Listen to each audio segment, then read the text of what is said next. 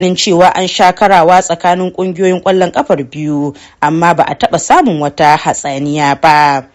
Ta kuma kara da cewa kasar Afirka ta Kudu ƙasa ce da ke da masoyan kwallon kafa da yawa. Ta kuma yi kira da ofishin jakadancin ƙasashe da nan gaba su tuntuɓe su idan har buƙatar diflomasiyya ta taso.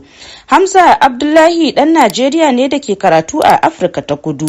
A bayyana cewa akwai fahimtar juna da kuma mutunta juna tsakaninsu da 'yan Afirka ta Kudu. Mu a nan Pretoria a baya an sami irin waɗannan hatsaniya tsakanin mu 'yan Najeriya da kuma su 'yan Afirka ta Kudu, wanda waɗansu ababe ne suka faru aka samu waɗannan hatsaniya. Idan mun tuna a baya za mu ga cewa an sha karawa tsakanin ƙungiyar ƙwallon ƙafa ta Najeriya da kuma ta South Africa, amma ba mu taɓa fuskantar irin wannan tsangwama ko hantara a tsakanin mu da su ba. Nuhu Abba Ibrahim tsohon jami'in shige da fice ne a Najeriya, wanda kuma ya taba zama a Afirka ta Kudu. Ya shaida cewa akwai dangantaka mai karfi tsakanin 'yan Afirka ta Kudu da kuma 'yan Najeriya mazauna can. A magana gaskiya dai ba wata zabanci akwai wata babban matsala ba tsakanin 'yan Najeriya can da suke zaune a can South Africa.